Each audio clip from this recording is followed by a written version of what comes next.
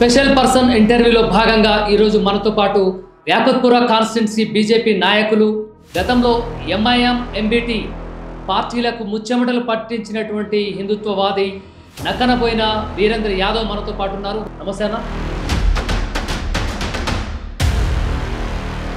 ఈ మధ్య కాలంలో బంజారా హిల్స్ పెద్దమ్మ తల్లి ఆలయాన్ని కూల్చివేయడం పట్ల కొంతమంది మాత్రమే స్పందించారు.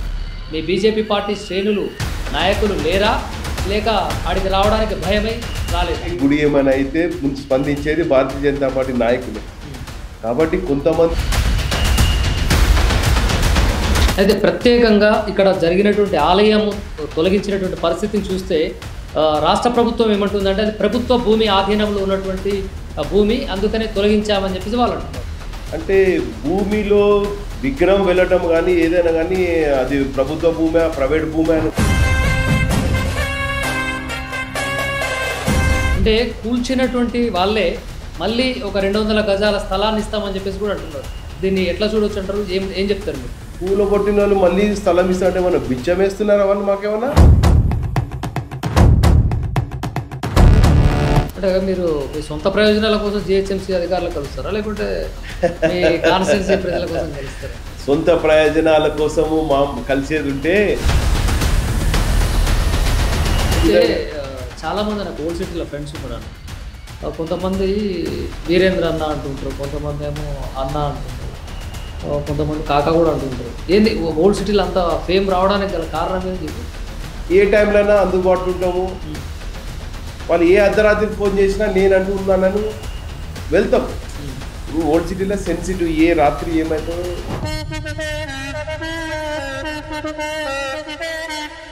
అంటే టెర్రరిస్ట్ అనేది కాదు, ఎన్నికల్లో వ్యూహంగా అని కొంతమంది కూడా అంటుంది. నరేంద్ర మోదీకి సంబంధించినటువంటి వాళ్ళే ఇదంతా ఒక కుట్రపూరితంగా కూడా చేశారనేది కూడా ఆరోపణలు కొన్ని వార్తలు. ఇప్పుడు పహల్గామ్లో ఇప్పుడు మన కాశ్మీర్లో దొరికిన టెర్రరిస్టులు అందరూ.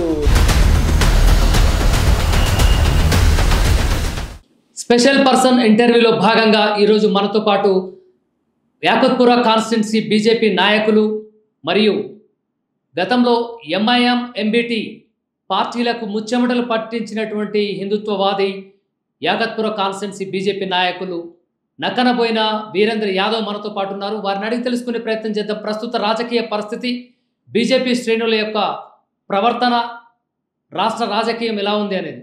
నమస్తే అన్న. నమస్తే. బాగున్నారా? బాగున్నాను. చెప్పండి, ఏంటి ఇప్పుడు ప్రస్తుత రాజకీయాల్లో కానివ్వండి, రాష్ట్ర రాజకీయం కావచ్చు, ఈ మధ్య కాలంలో బంజారా హిల్స్ పెద్దమ్మ తల్లి ఆలయాన్ని కూల్చివేయడం పట్ల కొంతమంది మాత్రమే స్పందించారు. మీ బీజేపీ పార్టీ శ్రేణులు నాయకులు లేరా, లేక ఆడికి రావడానికి భయమై రాలేదా? ముందలుగా హిందుత్వవాది అని మీరు ఏదైతే చెప్పినారో దానికి అన్ని ఒకటి సమాధానం ఏంటంటే భారతీయ జనతా పార్టీ నాయకులు మట్టుకే గుడి ఏమైనా అయితే ముందు స్పందించేది భారతీయ జనతా పార్టీ నాయకులే. కాబట్టి కొంతమంది అట్లా అని కాదు. తెలంగాణ రాష్ట్రంలో ఏ గుళ్ళకి ఏ చీమ చిటుకన్నా ముందరికి వచ్చేది భారతీయ జనతా పార్టీ నాయకులే. బంజారాస్లో ఏదో జరిగిందో చాలా బాధాకరము. అక్కడ స్పందించినట్టే ఆ టైంలో కొంచెం వర్షాలు పడ్డాయి. ఆ వర్షాలు పడ్డప్పుడు నాయకులు వచ్చినారు, రాలేదని కాదు, కానీ అక్కడ పోలీసు ఏదైతే కంట్రోల్ చేసిందో పెద్ద నాయకులు రానిచ్చారు. మరి కార్యకర్తలని వాళ్ళని ఆపడం జరిగింది. మరి తలుచుకుంటే భారతీయ జనతా పార్టీ వరదలాగా కార్యకర్తలు వస్తారు. మొత్తము మరి ఏదైతే బంజారాస్ జుబ్లీస్ మొత్తం స్పందించిపోతుంది ఎక్కడక్కడ. కాబట్టి మాది ఒక డిసిప్లిన్ పార్టీ, ఒకరికి ఇబ్బంది చేయదు. వారి ఏదైతే ప్రజల కోసము, ప్రజల పట్ల, హిందువుల పట్ల, అట్లాగే దేశం పట్ల ఏమైనా జరిగితే స్పందించే పార్టీ ఏకైక పార్టీ భారతీయ జనతా పార్టీ నాయకులు. అయితే ప్రత్యేకంగా ఇక్కడ జరిగినటువంటి ఆలయం తొలగించినటువంటి పరిస్థితిని చూస్తే రాష్ట్ర ప్రభుత్వం ఏమంటుందంటే అది ప్రభుత్వ భూమి ఆధీనంలో ఉన్నటువంటి భూమి, అందుకనే తొలగించామని చెప్పేసి వాళ్ళు అంటున్నారు. అంటే భూమిలో గుడి వెళ్ళటం అంటే విగ్రహం వెళ్ళటం కానీ ఏదైనా కానీ అది ప్రభుత్వ భూమి ప్రైవేట్ భూమి అని కాదు కదా. అది నిన్న మొన్న గుడి కాదు, అది 50-60 సంవత్సరాల గుడి. అది అక్కడ బస్తీవాసులు, ఆ గ్రామం అంటే ఇప్పుడు బస్తీ గ్రామం, అది ఒక గ్రామము. ఆ గ్రామంలో ప్రజలు అక్కడ పెద్దమ్మ గుడిని పూజించుకునేవారు బోనాలు మరి బతుకమ్మలు చేసిన రోజులు ఎన్నో ఉన్నాయి, ఎన్నో సంవత్సరాలు చేసుకొస్తున్నారు. అక్కడ చూస్తున్నారు కదా, అలా ఇంటి వెళ్ళిపోయేదే వాళ్ళ ఇంటి దేవత అనేది చెప్తారో ఆ దేవత విగ్రహాన్ని కదిలించారని రాత్రి పగులు ఏడ్చుకుంటూ కూర్చుంటున్నారు అక్కడ మహిళలు. మీరు చూశారు ఎంత గోసతో వర్షంలో అలాగే తడుచుకుంటూ మా మా గుడి ఇలా ఈ విధంగా మా గ్రామ దేవత ఈ విధంగా అట్లా గుడిని కూల్చారని ఏడుస్తూ చిన్నలుగా మహిళలు పెద్దలు అందరూ ఎంత ఘోష అనుభవించినారు ఆ వారం రోజులు. అంటే ఈ ఈ బాధ అనేది అసురు ప్రభుత్వాన్ని తగులుతుంది. దాని వెనుక ఎవరైతే సూత్రధారులు ఉన్నారో గుడిని ధ్వంసం గుడిని నేలపాలు చేసినారో నిజంగా చెప్తున్నా వారికి దాని తగ్గట్టు తప్పకుండా ఆ పెద్దమ్మ తల్లి వారిని ఏ విధంగా బుద్ధి చెప్పాలో ఆ విధంగా బుద్ధి చెప్తుంది. కాబట్టి నేను ఒకటే చెప్తున్నా, చేసింది చాలా తప్పు. దాని వెనుక ఉన్నవారు వాళ్ళు తప్పకుండా అమ్మవారిని టచ్ చేయడమే ఇది గుడిని ధ్వంసం చేసినారు కాబట్టి తప్పకుండా వాళ్ళకి ఆ సాక్షి ఆ పనిష్మెంట్ అనేది తప్పకుండా వాళ్ళకి వస్తుంది. అంటే కూల్చినటువంటి వాళ్ళే మళ్ళీ ఒక 200 గజాల స్థలాన్ని ఇస్తామని చెప్పేసి కూడా అంటున్నారు. దీన్ని ఎట్లా చూడొచ్చు అంటారు? ఏం చెప్తారు మీరు? కూలగొట్టిన వాళ్ళు మళ్ళీ స్థలం ఇస్తారంటే ఏమన్నా బిచ్చం వేస్తున్నారా వాళ్ళు? మాకేమన్నా అది మా స్థలము, మా భూమి, మా గుడి. అర్ధరాత్రి దొంగల్లాగా వచ్చి కూలగొట్టినారు. ఆ గుడి మాది, ఆ స్థలం మాది. ఏ విధంగా అయితే కూలగొట్టినారో స్థానిక ఎమ్మెల్యే నిద్రపోతున్నా నేను అడుగుతున్నా. స్థానిక ఎమ్మెల్యే ఆ బస్తీ వాసులందరూ ఇంటిమేషన్ ఇస్తే ఆయనకి ఏ మాత్రం చీమ గుట్టినట్టు లేదు. అక్కడ వచ్చి అక్కడ ప్రజల మధ్యలో ఉండి స్పందించి మరి ఈ గుడికి ఏమైంది, ఎట్లా, ఎవరు చేసారు, ఎవరు ఎంఆర్ఓ పిలిపియాలే. మరి ఓట్లు వేసుకున్నప్పుడు ఏ విధంగా అడిగి వచ్చి నువ్వు అక్కడ ఓట్లు వేయించుకున్నావు నాయక? స్థానిక ఎమ్మెల్యే నిద్రపోతున్నా నేను అడుగుతున్నా. ప్రజలు 5 రోజుల నుంచి వర్షంలో తడుచుకుంటూ మహిళలు అంతా ఇస్తుంటే మీడియా అంతా మొత్తం అక్కడే ఉంటే ఎమ్మెల్యే నిద్రపోయిండా? ఎమ్మెల్యే ఎక్కడ పోయిండు? అక్కడ ఉన్న పోలీస్ వ్యవస్థ ఉండి అంతా కంట్రోల్ చేస్తుంది. మరి ఎంఆర్ఓ చేస్తున్న ఆ అరాచకం అనేది ఆయనకు తెలియదా? ఆయన ఎమ్మెల్యే కాదా? కాబట్టి ఇది అంత ఒక ప్రీ ప్లాన్డ్ యాక్టివిటీ. భూ కబ్జాదారులు అందరు కలిసి దాన్ని ఆ గుడిని చేస్తే ఒక పెద్ద వెంచర్ చేయొచ్చు. మరి దాని వెనక ఎంతమంది లావాదేవీలు ఉన్నాయో. కాబట్టి ఒకటే చెప్తున్నాను, మీరు భూమి ఇస్తారని దానం చేస్తారా? అది మా భూమి, మీరు ఇవ్వకపోతే దాని అంతు మేము చేస్తాం. ఎందుకంటే ఇప్పుడు ఏ విధంగా మీరు 200 గజాలు ఇస్తామని చెప్తున్నారో స్థానిక ఎమ్మెల్యే మరి జిహెచ్ఎంసీ మేయరు ఏదో ప్రభుత్వానికి అర్జీ పెట్టుకొని 150 200 గజాలు 200 కాదు, ఇది కాదు, ఆ 1000 గజాలు 2000 గజాలు మా గుడి మేము పెద్ద చేసుకుంటాము. మీరు గ్రామ దేవత అని ఏదో చిన్న గుడి అనుకుంటున్నారు. చాలా పవర్ఫుల్ టెంపుల్ అది. ఏ విధంగా మీరు రాత్రి విగ్రహం మీరు షిఫ్ట్ చేసినారో అక్కడ యాక్చువల్ చూస్తే అది చేసిన వారికి తప్పకుండా అది ఆ పవర్ అనేది వాళ్ళకి తెలుసు త్వరలో. కాబట్టి ఒకటే చెప్తున్నా, మీరు ఇప్పుడు ఎలక్షన్స్ వచ్చినా ఇప్పుడు నిన్ననే సుప్రీంకోర్టు ఒక ఇచ్చినారు కదా, ఎవరైతే పార్టీలు మారిరో ఆ ఎమ్మెల్యేలు అందరూ వాళ్ళు ఎలక్షన్స్లో దిగాలి. పార్టీ మారినారు కాబట్టి మీరు మీ ఎమ్మెల్యేగా హరోల్ కాదు అని అయితే మా స్పీకర్ గారు చెప్పిన 3 నెలలలో మరి మీరు స్పందిస్తారా లేదా మేము యాక్షన్ తీసుకోవాలని ఏ విధంగా అయితే సుప్రీంకోర్టు స్పీకర్ గారు డైరెక్షన్ ఇచ్చినారో ఆ స్టేట్మెంట్ వచ్చిన తర్వాతనే వీళ్ళు కదిలినారు. అంత ముందర అసలు ఎమ్మెల్యే అక్కడ కనపడలే, మేయర్ మాట్లాడలే. అంటే వీళ్ళకి ఎలక్షన్లు ముఖ్యము, పదవులు ముఖ్యము. కాబట్టి ప్రజల బాధ కాదు, ప్రజల సెంటిమెంట్ కాదు, ఏదో అభివృద్ధి వైపు లేదు. వీళ్ళు ఎంతవరకు లావాదేవీలు, వాళ్ళ సీటు, నోట్లు, వాళ్ళ పదవిలు, వాళ్ళ కుటుంబాలు, ఈ పార్టీలు ఏవే ఉన్నాయో ఇక్కడ ఉన్న నాయకుడు ఈ స్థానిక ఎమ్మెల్యే కళ్ళు తెరవాలే. తప్పకుండా ఓడిస్తాము, హిందువులందరం ఏకమవుతాము. ఈ గుడిని ఏ విధంగా మీరు కూల్చి మళ్ళీ కట్టిస్తామని చెప్తున్నారో, మీరు కట్టించినా భూమి ఇచ్చినా మిమ్మల్ని మాత్రం మళ్ళీ సీట్లో కూర్చునేది లేదు.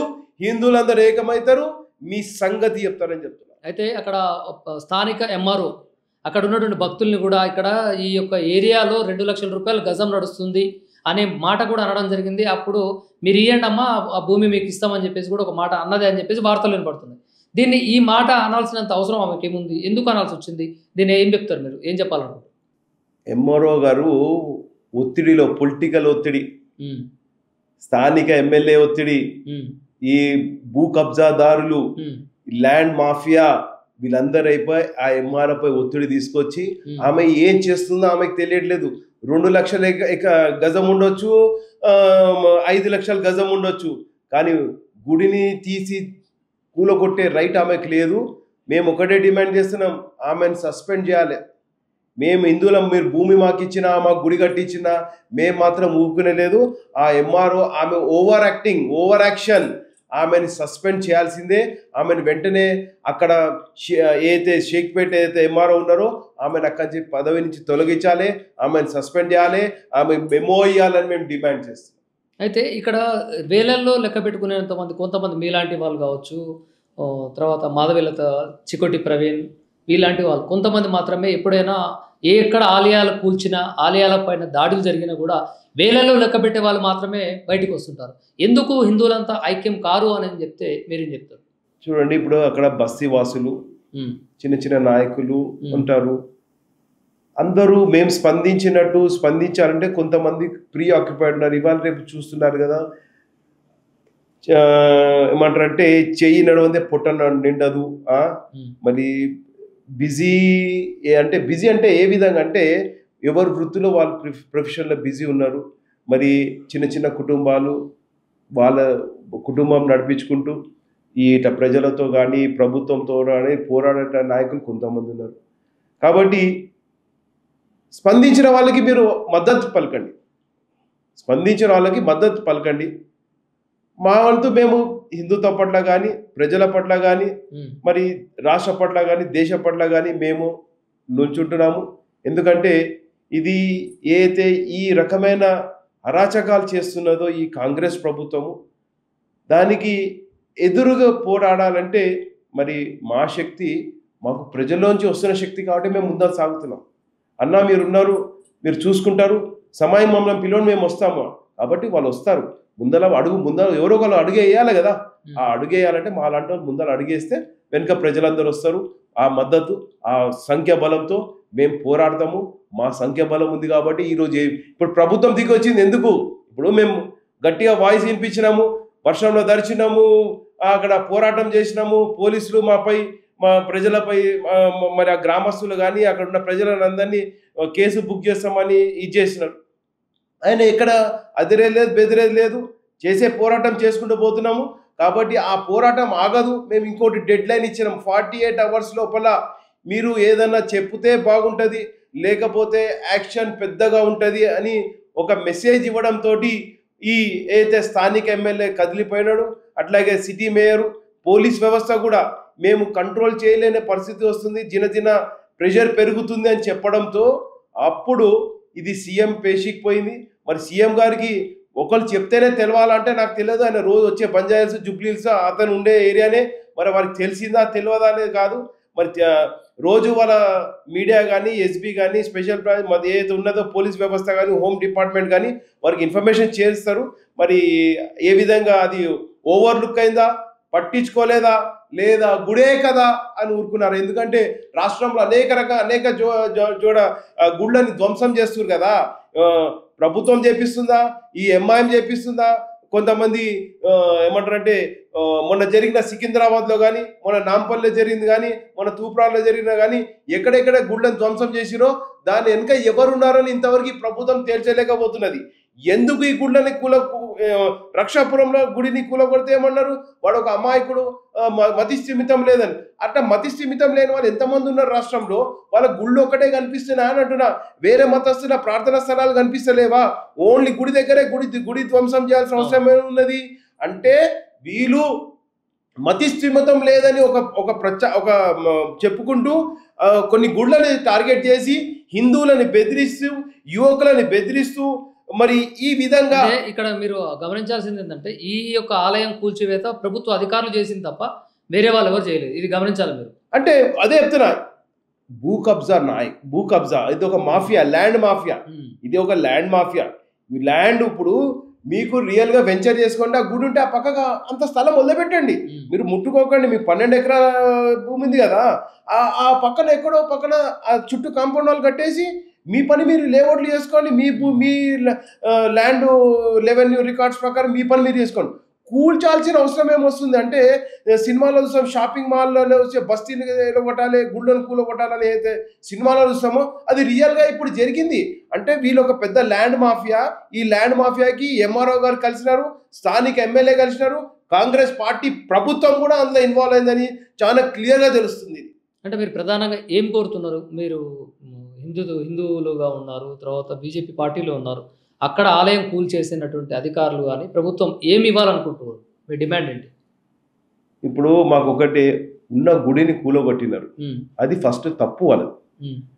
ఎక్కడైనా ఏ మతస్థు గుడిలు ఏవైతే ఉన్నాయో నోటీస్ లేకుండా కూల్చడం అనేది ఫస్ట్. ఏం చేయాలనుకుంటారు? ఇప్పుడు ఏం చేయాలంటే మేము ఒకటే చెప్తున్నాము, మాకు మీరు ఇచ్చే 150-200 గజాలు మాకు అవసరం లేదు.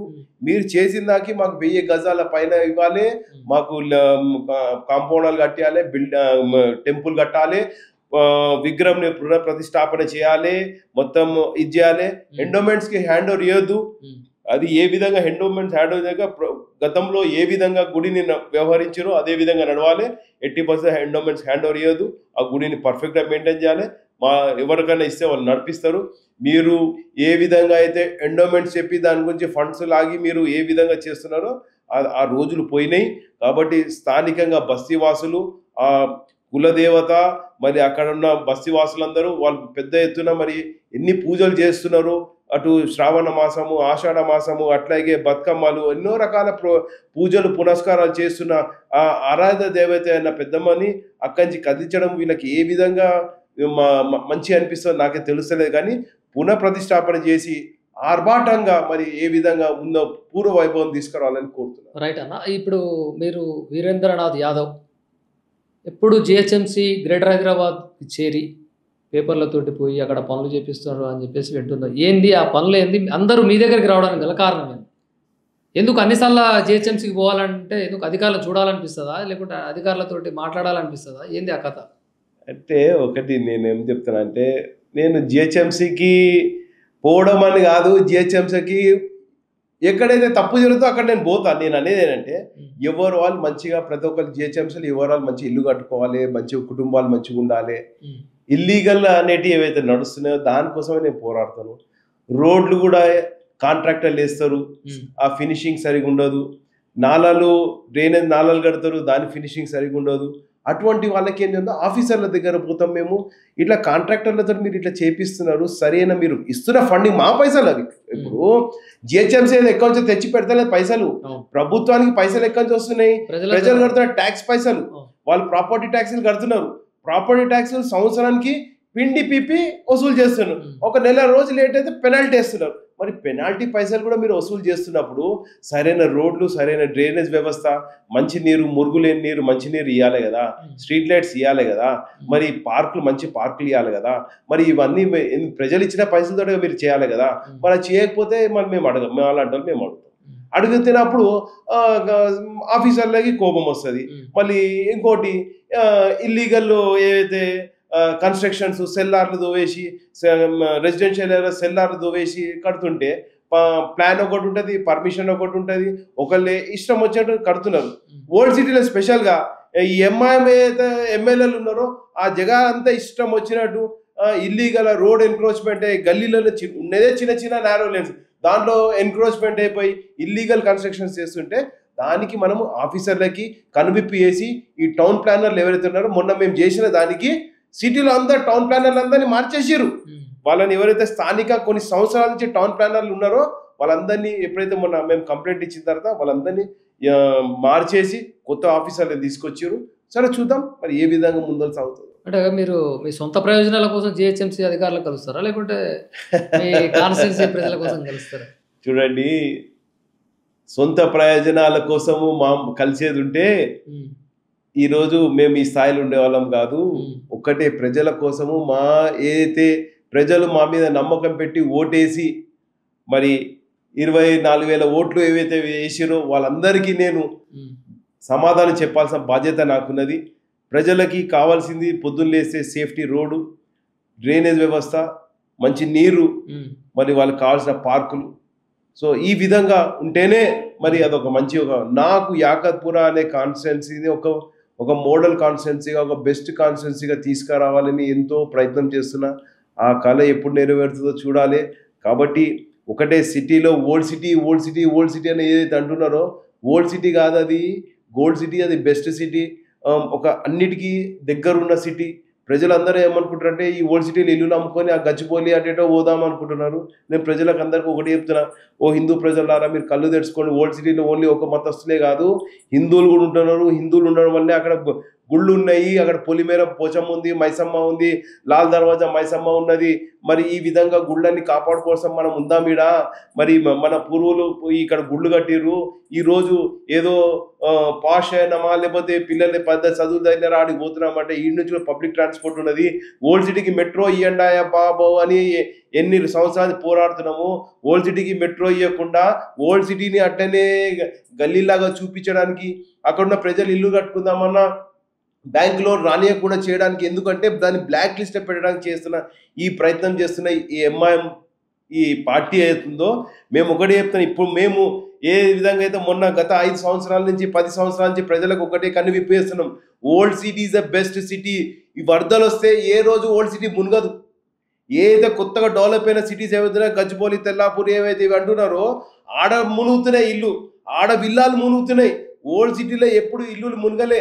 అంత బెస్ట్ ఉన్నది. ఎందుకంటే అక్కడ డ్రైనేజ్ వ్యవస్థ కానీ ఏదైనా బాగున్నది, అవుట్లెట్స్ బాగుంది. కాబట్టి నేను ఒకటే ప్రజలందరికీ చెప్తున్నా, అరే బై ఓల్డ్ సిటీలో ఇల్లులు అమ్మకండి, ఓల్డ్ సిటీలో ఉండండి.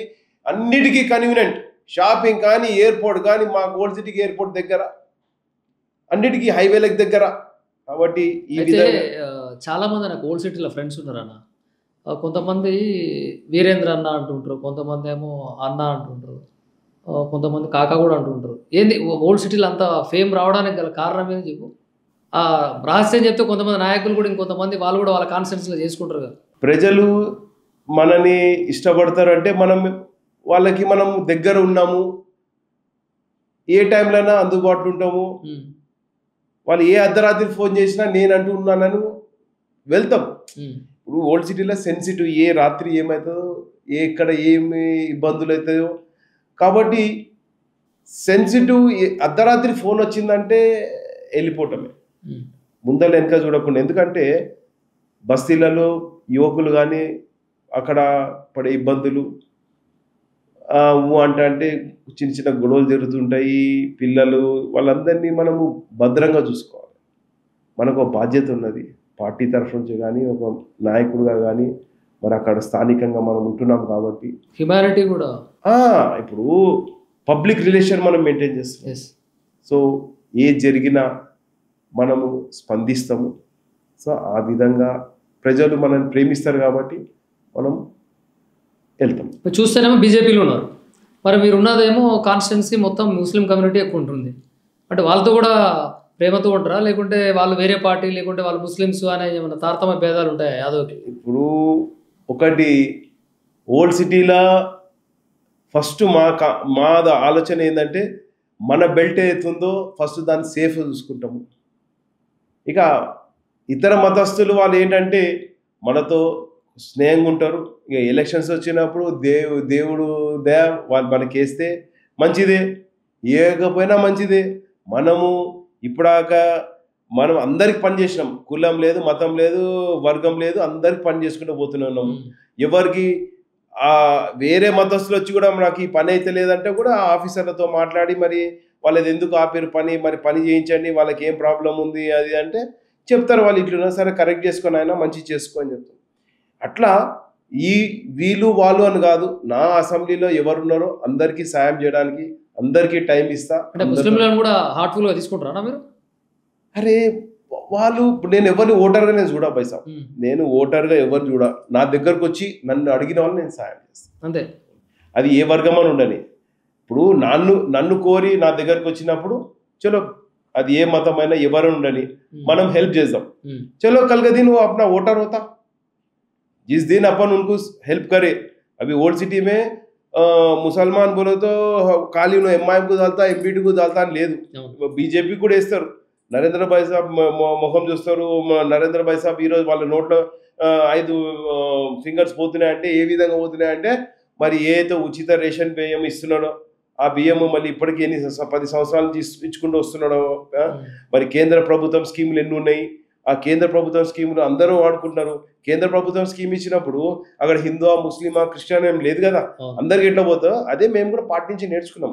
వైజాగ్ మీరు అందరిని సమానంగా చూడాలి, నీ దగ్గరకు వచ్చినప్పుడు ఏ మతం అని చూడాలి, అందరికి సాయం చేయాలి. అయితే ఇప్పుడు ట్రంప్ ఏమన్నాడు అంటే ఆర్థిక వ్యవస్థ ఇండియన్ ఎకానమీకి చచ్చుబడిపోయింది, మోదీ చంపేశాడు అని చెప్పేసి ట్రంప్ కీలక వ్యాఖ్యలు చేశాడు. దీన్ని ఎలా చూడొచ్చు అంటారు, మీరు ఏమంటారు దీన్ని? అది మోదీ చంపేశాడు ఆర్థిక వ్యవస్థని, భారతదేశ ఆర్థిక వ్యవస్థని? ఇప్పుడు దేశ అభివృద్ధి జరుగుతుంటే, దేశం ప్రపంచమంతా భారతదేశం వైపు చూస్తుంటే, నరేంద్ర మోడీ వైపు చూస్తుంటే ఈర్షతోటి మరి ఏదో ఒక నెపం చేయటము. మొన్న ఇండియా పాకిస్తాన్ బాగా జరుగుతుంది, ఆపరేషన్ సింధూరు, నేను సీజ్ ఫైర్ చేసిన చిందులు తొక్కుతున్నాడు చిన్నపిల్లోడు, నేనే ఆపిపించిన. అరే నేను ఎవరు రమ్మన్నారు, నీ దగ్గరకు వచ్చినామా జర ప్రాబ్లమ్ సాల్వ్ చేయమని మేము అడిగితే మేము నువ్వే తల దూసి అది అంటివి. మేము అన్ని కొట్టేసినాం. సింధూర్ ఆపరేషన్లా మేము ఎవరైనా అడిగి మేము వార్ చేస్తామని చెప్పినామా, లేకపోతే మీరు వార్ చేయమని చెప్తే వార్ చేసినామా? పహల్గామ్లో వచ్చి పేరు అడిగి నువ్వు హిందూ ముస్లిమా అని అడిగి చంపితే మరి మనమందరం దేశంలో మన రక్తం ఎట్లా మసులుతుంది?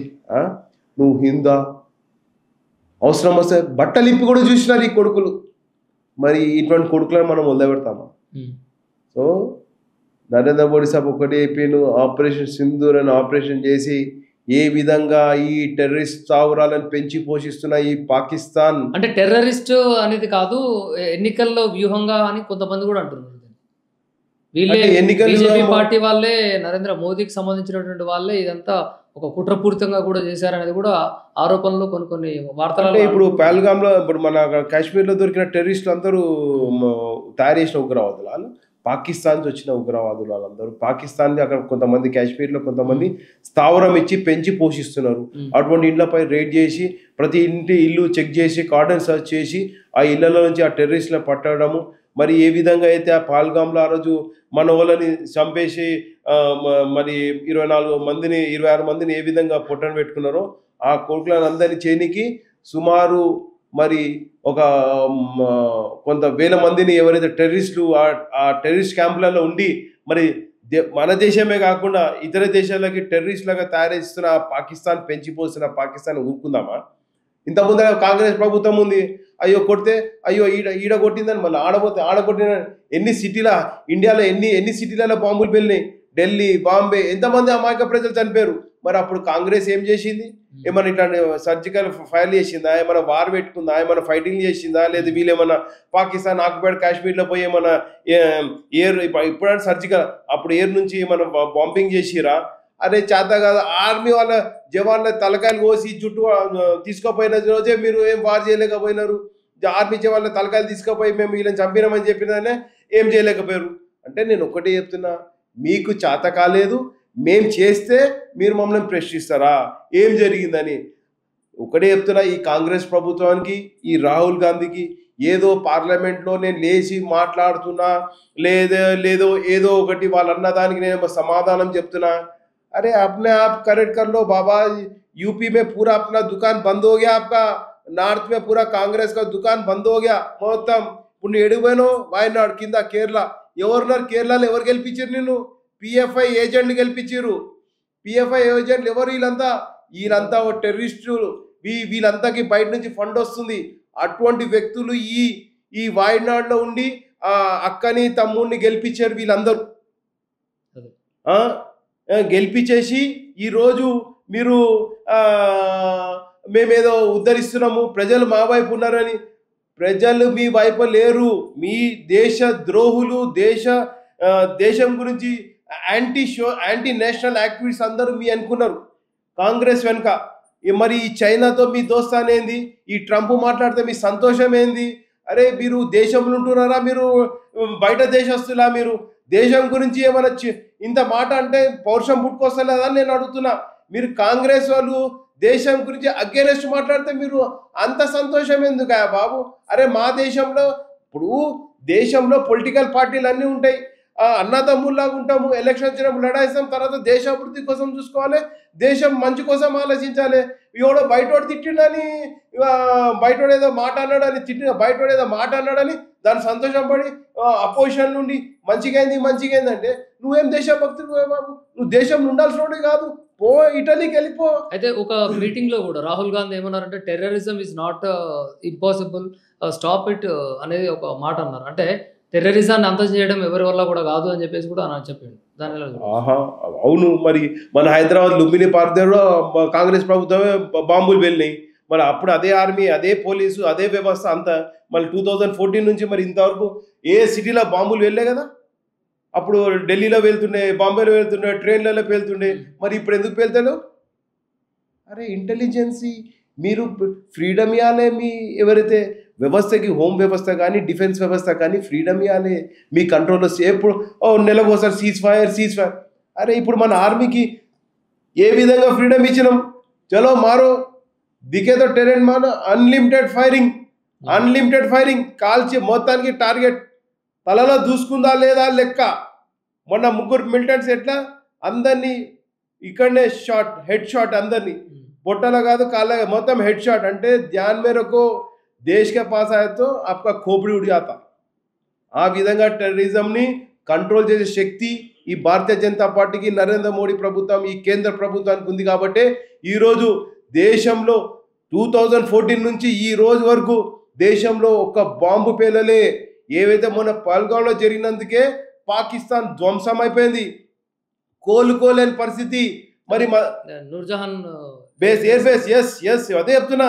అంటే ఇప్పుడు వీళ్ళు మన పార్లమెంట్లో కూడా ఆపరేషన్ సింధూర్ ఏంది, ఆపరేషన్ మహాదేవ్, మన ఈ టెర్రరిస్ట్ చంపినాం. ఆపరేషన్ సింధూర్లో మొత్తం టెర్రరిస్ట్ క్యాంప్ ధ్వంసం చేసినాం. మళ్ళీ వాళ్ళు పాకిస్తాన్ వాళ్ళు ఏమన్నారు, మా దగ్గర న్యూక్లియర్ వెపన్ ఉంది, వదిలిపెడతాం. అరే నీ మీరు న్యూక్లియర్ వెపన్ వదిలిపెడతారా, సంగతి ఏందని చెప్పి కిల్లర్ హిల్స్లో ఉన్నది అది. ఆ కిల్లర్ హిల్స్లో మళ్ళీ పైనుంచి మనం బొంబార్డింగ్ చేస్తే మొత్తము కిల్లర్ హిల్స్ ఉన్న వాళ్ళది ఏ అయితే న్యూక్లియర్ వెపన్ ఉందో అది పనికి రాకుండా డిఫ్యూజ్ అయిపోయి దాంట్లోంచి ఫ్యూమ్స్ వస్తున్నాయి. దాన్ని పోయి ఎవడు ఆపలేని పరిస్థితి. పాకిస్తాన్కి స్లో పాయిజన్ ఉన్నది ఇప్పుడు. ఆ ఫ్యూమ్స్ ఏవైతే వస్తున్నాయో ఆ ఫ్యూమ్స్తో చాలా న్యూక్లియర్ ఫ్యూమ్స్ ఏవైతే ఉన్నాయో అవి బయటకు వస్తున్నాయి. చాలా అక్కడ ఎవరు వెళ్ళలేరు.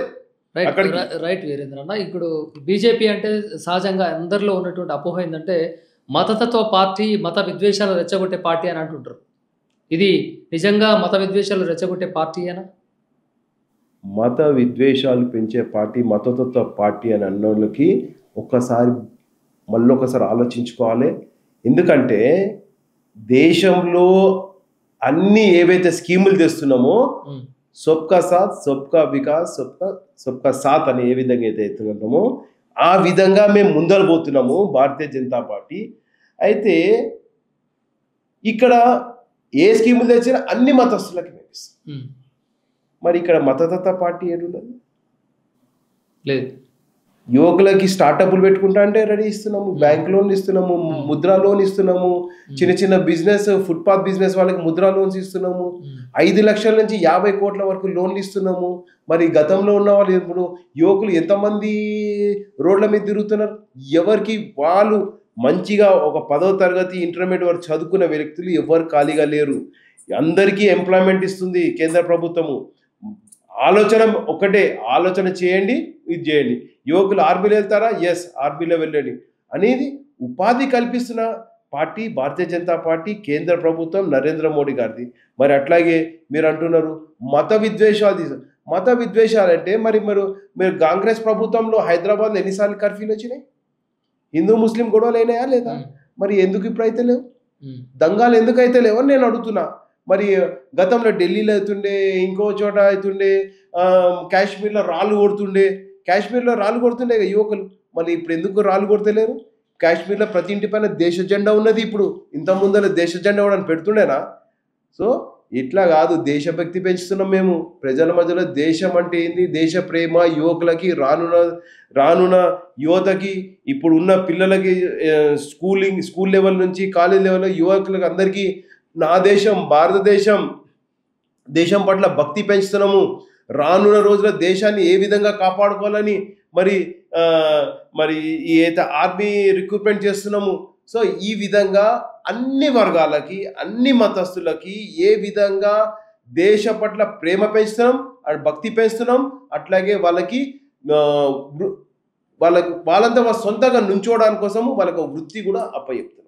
అయితే ఇక్కడ ప్రధానంగా చూసినట్లయితే బీజేపీలో వర్గాలు ఉన్నాయని కూడా వార్తలు వినిపిస్తున్నాయి. అంటే మీది ఏ వర్గం? ఈటెల రాజేందర్ వర్గమా, కిషన్ రెడ్డి వర్గమా, లేకుంటే రామచంద్రన్న వర్గమా, బండి సంజయ్ వర్గమా? బయట నుంచి చూసేటోళ్ళకి అంత అట్లా కనిపిస్తుంది. బయట నుంచి చూసేటోళ్ళకి అంత చెరువు అంతా ఒకటే. చెరువులో ఏమైనా ముక్కలు ఉంటాయి ఏడన్నా? చెరువు అంటారు దాన్ని ఏమన్నా? అంతా చెరువే. మాదంతా మొత్తం ఒకటే, మాదంతా కుటుంబం, మాదంతా ఒకటే కుటుంబం. అంటే బీజేపీ పార్టీలు ఉన్నారు కాబట్టి అట్లా అంటురా? లే, మాది కుటుంబము, భారతీయ జనతా పార్టీ కుటుంబము, అందరూ ఒకటి. ఎవరు పార్లమెంట్ వాళ్ళు చూసుకోవాలి, ఎవరు అసెంబ్లీ చూసుకోవాలి. Yes, definitely. ఇప్పుడు ఈ సికింద్రాబాద్ పార్లమెంటు, ఇది మల్కాజీ పార్లమెంటు, ఎవరు పార్లమెంట్లో ఎవరు కార్యకర్తలో వాళ్ళు చూసుకోవాల్సిన బాధ్యత వాళ్ళకు ఉంటుంది. అంతే తప్ప వర్గం అనేది, ఇప్పుడు నిజామాబాద్ ఉంది, నిజామాబాద్ ఎంపీ ఆయన చూసుకుంటాడు, కరీంనగర్ ఎంపీ చూసుకుంటారు. అట్లా ఎవరు పార్లమెంట్ వాళ్ళు చూసుకోవాలి. అట్ ద సేమ్ టైం ఏ కార్యకర్తకి ఇబ్బంది కావద్దు. మొత్తానికి భారతీయ జనతా పార్టీ ఒక కుటుంబము, అందులో అందరూ సమానమే, ప్రతి ఒక్కరు.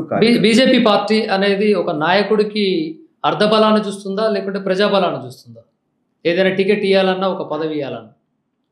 బీజేపీ టికెట్ ఇవ్వాలంటే ఫస్ట్ కార్యకర్తగా వ్యవహరిస్తున్న అతనికే టికెట్ ఇస్తుంది. కార్యకర్తగా ఎవరైతే కార్యకర్తగా ప్రజల మధ్యలో ఉండి ప్రజల మమేకమై ప్రజలతో కలిసి పనిచేస్తున్న వారికి, ప్రజల పట్ల ఆలోచన ఉన్న వ్యక్తిని, అటువంటి వ్యక్తికి పార్టీ టికెట్ ఇస్తుంది. కాబట్టి సడన్గా ఎక్కడి నుంచో ఊడొచ్చిన వారికి ఇవ్వదు. ఇచ్చినా అంటే వారు గతంలో కొంచెం సర్వీస్లో ఉండాలి. అంటే సర్వీస్లో అంటే పేద ప్రజలకు కానీ, లేదా ఒక హిందూ ఆర్గనైజేషన్ కానీ, లేదా ఒక దీర్ఘకాలంలో ఒక మంచి ప్రోగ్రామ్స్ చేసి దేశభక్తితో ఉన్న వారికి తప్పకుండా టికెట్. ఈ మధ్య కాలంలో బీజేపీ పార్టీకి చెందినటువంటి గోషామహల్ ఎమ్మెల్యే రాజా సింగ్ మీ పార్టీ బీజేపీ పార్టీకి సభ్యత్వానికి రాజీనామా చేశారు, పార్టీ నుంచి వెళ్ళిపోయారు. తిరిగి మళ్ళీ వస్తానని కూడా అంటున్నారు. మీ పార్టీ వారిని స్వాగతిస్తుందా, లేకుంటే ఏం చెప్తుంది? అదే చెప్తున్నాను మీకు. బీజేపీ కుటుంబంలో ఉన్నవారు బయటికి వెళ్తే బయట జరుగుతున్న అన్యాయాల్ని, అక్రోశాలు చూసి తట్టుకోలేరు. మరి వారి కుటుంబానికి రావాల్సిందే. ఎందుకంటే ఇక్కడున్న భారతీయ జనతా పార్టీ కుటుంబంలో అందరినీ అన్న తమ్ముళ్ళలాగా, అందరికి ఒకటే రకమైన భావజాలం. దేశం, భక్తి, ప్రజల సేవ, అన్యాయంని వ్యతిరేకించటము, ఎక్కడైతే మహిళలకు ఇబ్బంది జరుగుతుందో అక్కడ ఈ కాన్సెప్ట్, ఈ ఆలోచన ఉన్న వారందరూ భారతీయ జనతా పార్టీ. కాబట్టి పార్టీలో బయటికి పోతే కూడా మళ్ళీ వాళ్ళకి పార్టీ వైపు మనసు గుంజుతుంది. కాబట్టి ఆయన రాజాసింగ్ గారు రావటం మాకేం అభ్యంతరం లేదు. ఆయన రావచ్చు ఎనీ టైం. మా అధిష్టానం నిర్ణయిస్తుంది. కొన్నిసార్లు తల్లి పిల్లలని మందలిస్తూ ఉంటారు. ఆ విధంగా తల్లి ప్రేమ, భారతీయ జనతా పార్టీ అందరినీ కొడుకులాగా, బిడ్డల్లాగా అందరిని చూస్తారు. కొన్నిసార్లు జరిగినప్పుడు తల్లి ఏ విధంగా కొంచెం చేస్తారో ఆ విధంగా కొన్నిసార్లు అవుతుంది. అయితే ఈ మధ్య కాలంలో అంటే కొత్తగా నూతనంగా ఎన్నికైనటువంటి రామచంద్రరావు గారు, వారితో మీ సన్నిహితం ఎలా ఉంటుంది? కొత్తగా రాష్ట్ర బాధ్యతలు స్వీకరించారు, వారి వ్యక్తిత్వం ఎట్లాంటిది? రామచంద్రరావు గారు is a very high profile person. ఆయన ఆల్ ఇండియా లెవెల్లో కూడా చాలా గుర్తింపున్న వ్యక్తి. దీర్ఘకాలం నుంచి ఆయన ఏబీపీ నుంచి వారు పార్టీలో ఉన్నారు. ఏబీపీ స్టూడెంట్ క్యాడర్ దగ్గర నుంచి అట్లాగే బీజేఎం చేసినారు, బీజేపీలో ఉన్నారు, లీగల్ సెల్, సుప్రీంకోర్టు ప్యానల్లో ఉన్నారు, అట్లాగే ఆల్ ఇండియా లెవెల్ లీగల్ దాంట్లో ఉన్నారు. అట్లా వారికి దేశంలో ఉన్న పెద్ద పెద్ద నాయకులు పరిచయము, రాష్ట్రం లెవెల్లో పరిచయాలు ఉన్నాయి. మంచి వ్యక్తి. ఏ కార్యకర్తకైనా మంచిగా కలుస్తారు. ఏదో హడావిడిగా అన్నట్టు కాకుండా పర్సనల్గా మాట్లాడతారు, అన్నీ చేస్తారు. అట్లాగే మా పార్టీలో ఏ ఒక్క లీగల్ ఇష్యూస్ వచ్చినా ఫస్ట్ అప్రోచ్ అయ్యేది ఆయననే. ఇప్పుడు ఆయన రాష్ట్ర నాయకులు అయ్యారు. గతంలో ఏ ఇష్యూస్, పొలిటికల్ ఇష్యూస్ వచ్చినా, ఎలక్షన్స్లో ఇష్యూస్ వచ్చినా, ఎలక్షన్లో లీగల్ ఇష్యూస్ వచ్చినా వారు ప్రతి ఒక్కదానికి వారి దగ్గర సమాధానం ఉంది. వారు అంత ధీటుగా ఏమంటారు లీగల్ యాక్టివిటీస్. మొన్ననే మీరు చూశారు, డిప్యూటీ సీఎం గారు జస్ట్ టంగ్ స్లిప్ అయినందుకే వారికి నోటీస్ పంపించారు. మళ్ళీ దాని గురించి ఇంతవరకు స్పందన లేదు. బట్టి విక్రమార్కే నోటీస్ పంపించారు, లీగల్ నోటీస్ పంపిస్తే దానికి ఇంతవరకు స్పందన లేదు ప్రభుత్వం దగ్గర నుంచి. సో ఆ విధంగా is very strong at legal, at the same time is very ఏమంటారు అంటే సాఫ్ట్గా ఉన్నాడు. మనిషి చూడడానికి సాఫ్ట్గా ఉంటారు, కానీ డిసిషన్స్ ఆర్ వెరీ టఫ్. నూతనంగా రామచంద్రరావు గారు రాష్ట్ర బాధ్యతలు స్వీకరించిన తరుణంలో అలాయ్ బలాయ్ చైర్పర్సన్ అయినటువంటి బండారు విజయలక్ష్మి గారు అక్కడికి వారిని సత్కరించడానికి, అభినందనలు తెలియజేయడానికి, శుభాకాంక్షలు తెలియజేయడానికి అక్కడికి వచ్చారు. అక్కడ ఎప్పుడు చూసినా కూడా అంటే అందరినీ పలకరింపు కానివ్వండి, ఆత్మీయతతో పలకరిస్తుంటారు. ప్రతి ఒక్కరిని చిన్న పెద్ద తారతమ్య భేదాలు లేకుండా, కుల మతాలు తేడా లేకుండా, ధనవంతులు పేదలు అనే తేడా లేకుండా ప్రతి ఒక్కరిని ఒక పలకరింపుని ప్రేమతో ఆప్యాయతతో పలకరిస్తుంటారు. బండారు విజయలక్ష్మి గారి గురించి మీరు చెప్పాలనుకుంటే ఏం చెప్తుంటారు వారి గురించి ఒక మాట? వారితో మాకు సన్నిహితం దగ్గర, కానీ వారు చూసినప్పుడు నాకు ఒకటే అది విజయలక్ష్మి గారు అంటే చాలా ప్రోగ్రామ్ కలిసినాము. అలేవలే ప్రోగ్రాము, మళ్ళీ నాంపల్లిలో కొన్ని ప్రోగ్రామ్స్ జరుగుతుంటే అట్లాంటి కలుస్తాం. కానీ ఆమెను చూస్తే ఎందుకో నాకు సుష్మా స్వరాజ్ గారు గుర్తుకొస్తారు.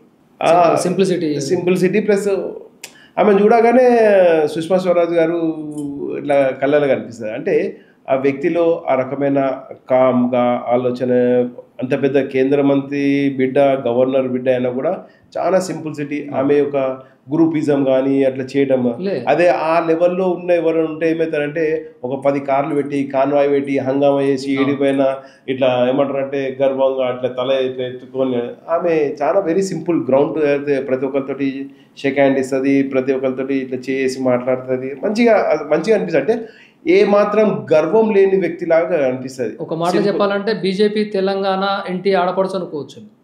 ఎస్ అండి, డెఫినెట్లీ. ఇప్పుడు మొత్తము బీజేపీలో ఉన్న మహిళలందరూ ప్రేమిస్తారామని, అట్లాగే మేము కూడా యాజ్ ఏ క్యాడర్గా మేము మొత్తం భారతీయ జనతా పార్టీలో మంచిగా ఆమెని వెల్కమ్ చేస్తాం. ఎందుకంటే ఆమె ఎటువంటి గర్వంగా ఏదో కేంద్ర మంత్రి కూతురులాగా, గవర్నర్ బిడ్డలాగా ఎప్పుడు వ్యవహరించలే. ఆమె చాలా సింపుల్సిటీ. అంటే అట్లా బీజేపీ పార్టీ కోసము పాటుపడాలి, తన వంతు సాయం చేయాలి అనేటువంటి ఒక మహిళకి ఇంతవరకు ఎందుకు బీజేపీ పార్టీ ఒక అవకాశం ఇవ్వలేకపోతుంది అంటే ఏమంటారు? అంటే పార్టీ అవకాశం అంటే సమయం, దేనికైనా సమయం ఉంటుంది. సమయం కోసం వెయిట్ చేయాలి. పార్టీలో ఒకటే మనది కుటుంబ పాలన లేదు. ఆమె ఇండివిజువల్గా గ్రో అవుతుంది, ఆ ఇండివిజువల్గానే గ్రో అవ్వాలి. సో ఆ ఇండివిజువల్ గ్రోత్ వచ్చినప్పుడు డెఫినెట్ పార్టీ వెల్కమ్ చేస్తుంది. అంటే బండారు దత్తాత్రేయ గారికి ఉన్నటువంటి పేరు కావచ్చు, వారు చేసినటువంటి సేవ కావచ్చు, యాజ్ ఏ గతంలో కానీ ఇంతకుముందు ఇప్పుడు గవర్నర్గా వారికి ఉన్నటువంటి బీజేపీలో కూడా ఒక పేరు అంటూ వాళ్ళకి బ్రాండ్ ఇమేజ్ ఇది బండారు అనేదానికి. ఇప్పుడు ఆ వంశము, ఆ రక్తము బండారు దత్తాత్రేయ రక్తమే కాబట్టి ప్రజలకు కూడా సేవ చేస్తుంది అనే భావన. అదే చెప్తున్నా, వేరే పార్టీకి భారతీయ జనతా పార్టీకి డిఫరెన్స్ అదే. తండ్రి పేరు చెప్పి తల్లి పేరు చెప్పుకొని ఏ నాయకులు ముందలు రారు. భారతీయ జనతా పార్టీ లోపల అడుగు పెడుతున్నాం అంటే వాళ్ళు ఇండివిజువల్. ఇప్పుడు మీరు ఎగ్జాంపుల్ బండారు విజయలక్ష్మి గారు చెప్పినారు. ఆమె ఒక గవర్నర్ బిడ్డలాగా ఏ రోజు పార్టీలో అడుగు పెట్టడానికి వీల్లేదు. ఆమె రాదు కూడా అలాగా. ఆమె సింపుల్ సిటీగా ఒక కార్యకర్త లాగా, ఒక మహిళా కార్యకర్త లాగా ఒక నేను అదే షాక్ అయినా. ఒకరోజు అడిగాను ఏంటండి అని అంటే, నేను ఒక కార్యకర్త అని చెప్పారు తప్ప ఎలాంటి ఒక పదవి అనేది చెప్పలేదు. వస్తుంది, షాక్ అయినా. పదవి వస్తుంది. ఇప్పుడు పార్టీలో, భారతీయ జనతా పార్టీలో అదే చాలా సాధారణం. అదే ఒక స్పెషాలిటీ. ఎందుకంటే ఎవరైనా ఇండివిజువల్గా గ్రో అవ్వాలి.